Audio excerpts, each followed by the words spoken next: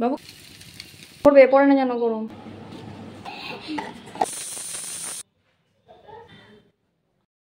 আমার হাজবেন্ডের এই এক বাজে অভ্যাস, যখন খেতে বসবো ঠিক সেই টাইমে এসে বলবে যে আমার এটা খেতে ইচ্ছা করছে, ওটা খেতে ইচ্ছা করছে।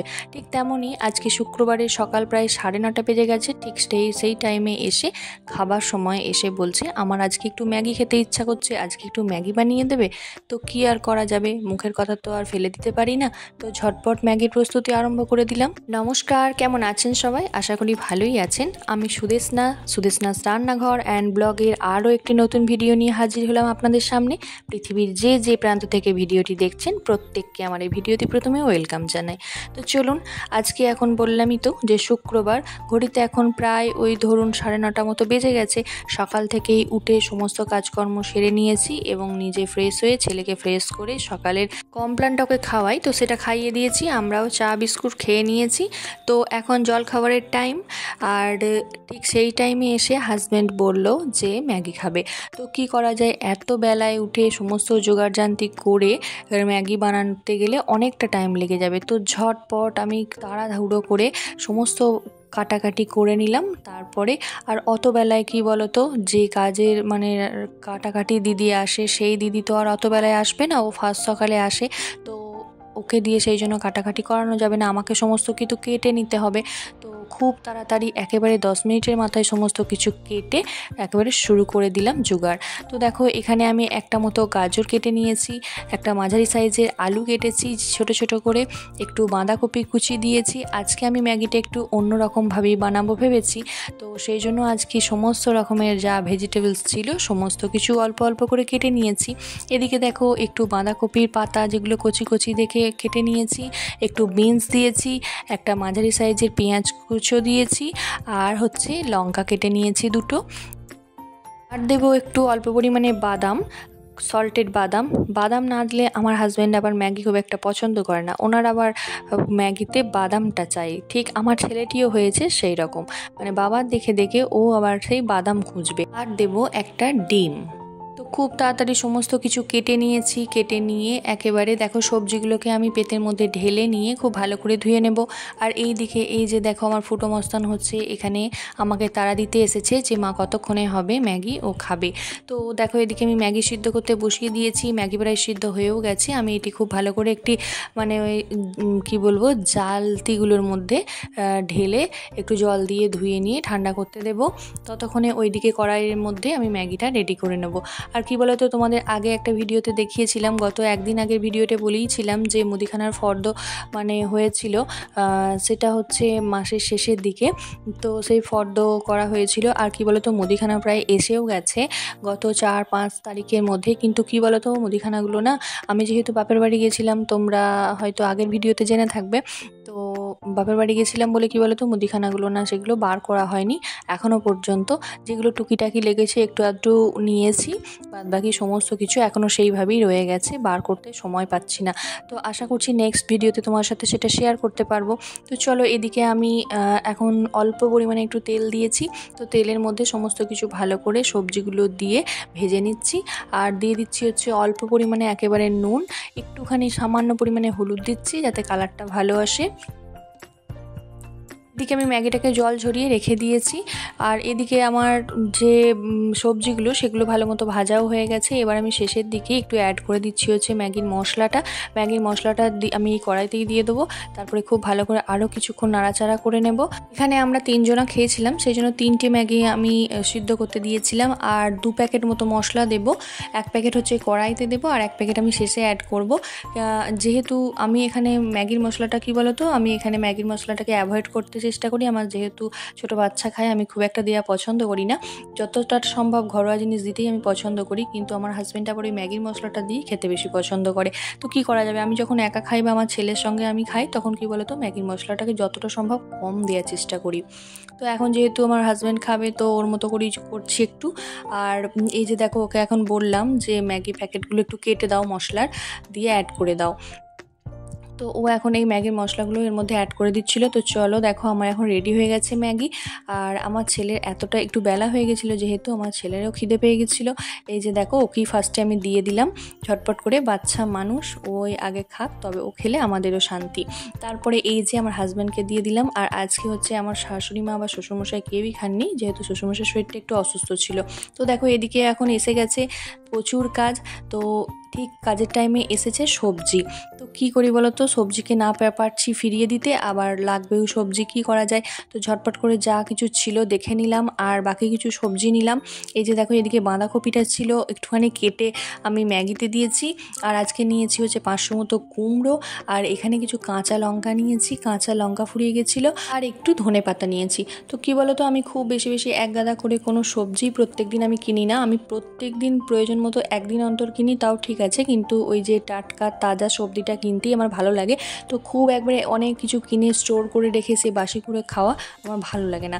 তো সেই জন্য অল্প অল্প পরিমাণে কিনি। এই যে দেখো এখানে অল্প কিছু একটু কাঁচা লঙ্কা নিয়েছি, কাঁচা পাকা লঙ্কা নিয়েছি, কুমড়ো নিয়েছি, যেহেতু কুমড়োটা আমি খুব ভালো খাই, মানে আমার খুব ভালো লাগে, মুড়ি দিয়ে বলো রুটি দিয়ে বলো, কুমড়োর ছক্কা, তো এগুলো আমার ভালো লাগে। তো দেখো এদিকে লঙ্কা এবং সবজিগুলো আমি একটু ভালো করে ধুয়ে নিয়েছি, সেগুলো তোমাদের সাথে শেয়ার করলাম না। তো ধুয়ে নিয়ে আমি এখন এই কন্টেনারটার মধ্যে ঢুকিয়ে ভালো করে জল মুছে নিয়ে ঢুকিয়ে রেখে দিচ্ছি। আর লঙ্কাগুলো যেহেতু ধুয়ে রেখে দিয়েছি, তো সেই জন্য লঙ্কাগুলো না আর রান্না করার সময় ধুতে হবে না। আর এই যে দেখছো কুমড়োটাও ধুয়ে নিয়েছি, কিন্তু ধনেপাতাগুলো কি বলো তো ধুইনি, কারণ ধনেপাতাগুলো ধুয়ে নিলে না পাতাটা মানে একেবারে নেতিয়ে যাবে আর ভালো থাকবে না। তো যাই হোক, এদিকে এখন হচ্ছে সন্ধেবেলা ছেলেকে বসিয়েছিলাম একটু পড়তে। তো দেখো কি বলো তো, পড়তে বসলেই যত গল্প মনে পড়ে যায়। তো দেখো তোমরা এবারে বানানগুলো করো, এই যে বানানগুলো করো। এই চলো হাত সরাও, দেখি হাত সরাও। এই যে হর্ষক আর যোগ এগুলো কালকে হয়েছে, এবার এগুলো দেখে দেখে বলো, আমি বলে দেবো তারপরে। কাস্তের মতো এগুলো, হ্যাঁ দীর্ঘকার যোগ এগুলো বলো, নিজে নিজে দেখে দেখে বলো, তারপরে আমি বলে দেবো।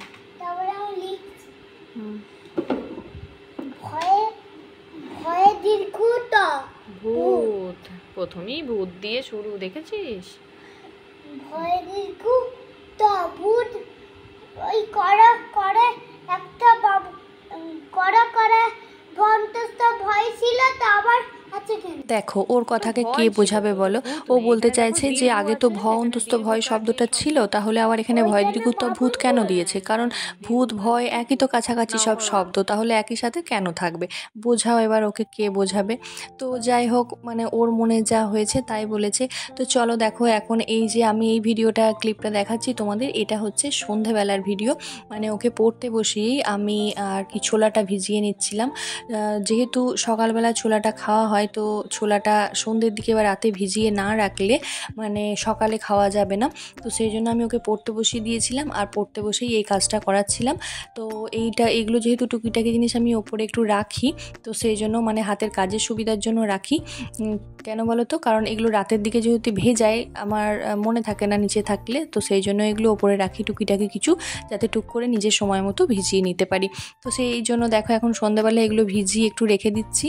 তো আমাদের মেয়েদের তো আর সংসারে একটা কাজ থাকে না, তাই না বলো? সকাল থেকে উঠে বাচ্চা সামলানো, সংসার সামলানো, রান্না করা, তো মনে হয় যেন আমরা কিছুই করি না, কিন্তু তারই মাঝখানে টুকিটাকি করতে করতে অনেক কাজ হয়ে যায়। তো এই ধরো ডাস্টিং করা, তারপরে এই টুকিটাকি কাজকর্মগুলো সমস্ত কিছু মনে রাখা সম্ভব হয় না। তাই কি বলতো, যখন যেটা মনে হয় তখন সেটা করে ফেলি। আর এই যে দেখছো ভিডিওটা, এটা সন্ধেবেলার ভিডিও বললামই তো, কারণ এটা একটু উল্টোপাল্টা হয়ে গেছে, কারণ সন্ধেবেলার ভিডিওটা আগে এসে গেছে, তোমরা একটু ম্যানেজ করে নিও প্লিজ। আর এরপরে কি বলতো, যে সকালের ভিডিওগুলো সেগুলো পরে চলে গেছে। তো যাই হোক, রান্নাবান্নার ভিডিওটা এখনও শেষ হয়নি। তো সকালে যে সমস্ত রান্নাবান্না ছিল তার মধ্যে এইদিকে দেখো কড়াইতে এখন বসিয়ে দিয়েছি ডাল, মানে কলাইয়ের ডাল। আর এদিকে মানে কলাইয়ের ডালটা আমাদের বাড়িতে না অনেকে ভালো খায়, মানে আমরাও ভালো খাই।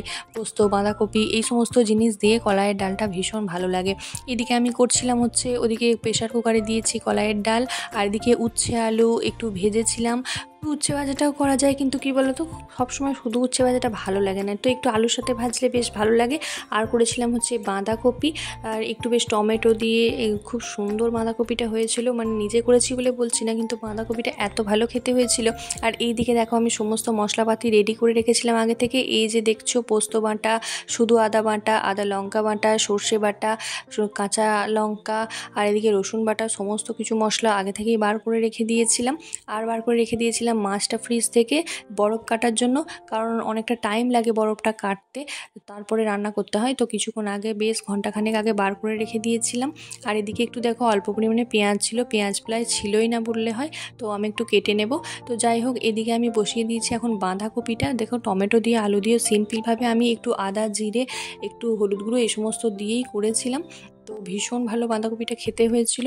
আর হচ্ছে ওদিকে মাছের ঝাল করব আজকে। হচ্ছে শ্বশুরমশাইয়ের যেহেতু শরীরটা খারাপ ছিল বললামই, তো আগে কিছুক্ষণ আগে, তো শ্বশুরমশাই মাছ খাবেন না, আমরাই খাবো। আর ছেলের জন্য ভাজা মাছ, আর হাজব্যান্ড আমাদের জন্য মাছের ঝাল, এই সমস্ত আজকে খাওয়া হবে।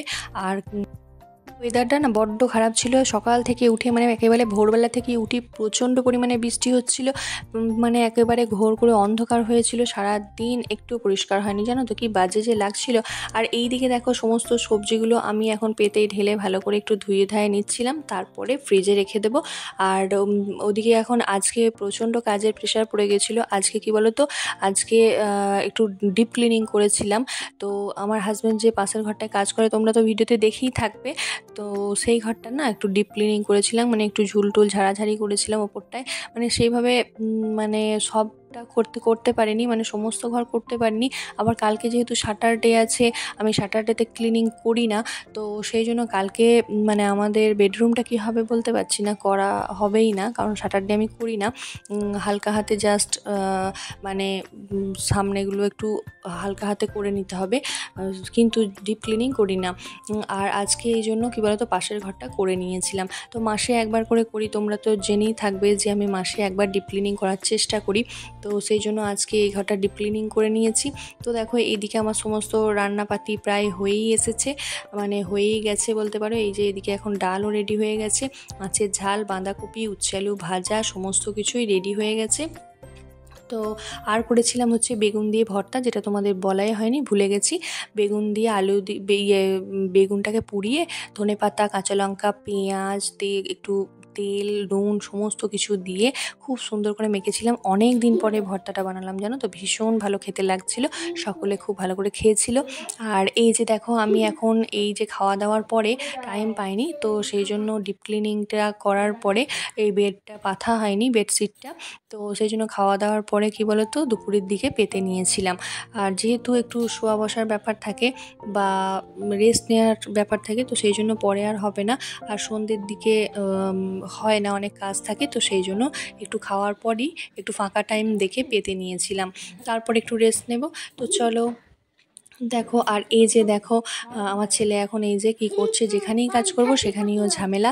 এই যে দেখো ও এখন বিছানার ওপর উঠে বসে পড়লো। আমি যতবারই বলছি যে নাম, বিছানাটা আমি পাতবো একটু টান টান করে, না, ও সেই ক্যামেরাটার সামনে এসে বসে ওইভাবে করছে। দেখো দেখো কীরকম করছে মুখটা। তারপর মানে যে মুছে দেয় ওপর মুছে, সেই দিদি আসেনি। কি বলো তো আজকে এই যে একটু ঝাড়া মোছা করলাম, ঝুল ফুল এসে যে একটু ঝাড় দিয়ে মুছে দেবে, তা আমার একটু তাহলে পরিশ্রমটা কম হয় না। যেদিন দরকার সেদিন তুমি কোনোভাবেই তাদের পাবে না। সপ্তাহেতে মুছে 3টে দিন, তার মধ্যেও কামাই, মানে একদিন অন্তর মুছতে আসবে সেটাও আসবে না। আজকে ডেট ছিল, আজকে এলো না, তো আমাকে পুরোটা একা হাতেই করতে হলো, তো কী আর করা যাবে। তো যাই হোক, আজকে এই যে এই ঘরটা ডিপ ক্লিনিং করলাম, আবার নেক্সট হয়তো রবিবার দিন যদি পারি ওই ঘরটাই করব, দেখা যাক। কালকে আমি শনিবার দিন করি না, হিসাব মতো কালকে মানে শনিবার দিনই রাখি বন্ধন পড়েছে, কিন্তু কি বলতো যেহেতু পূর্ণিমা পড়ে গেছে, আমাদের শাশুড়িমা প্রত্যেক বছরই আমার ছেলেকে একটি করে রাখি পরান আর একটি করে ক্যাডবেরি দেন, তো এবারেও সেই রকমই রাখি পরাচ্ছেন আর একটি ক্যাডবেরি দেবেন, সেই জন্য আজকেই পরিয়ে দিচ্ছেন।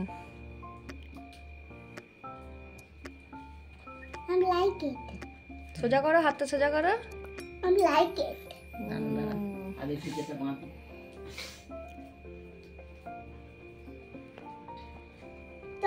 তো হালকা করে বাঁধো না, হালকা করে খুলে চলে যাবে। সোজা কর দেখি। এই দেখ, নে ক্যাডবেরিটা, নে ক্যাডবেরিটা। বন্ধুরা, আমার ভিডিও যদি তোমাদের ভালো লাগে তাহলে লাইক দিয়ে চ্যানেলটিকে সাবস্ক্রাইব করে রাখতে পারো। সকল ভিউয়ার্স বন্ধুদের রাখি বন্ধনে অনেক অনেক শুভেচ্ছা ও ভালোবাসা।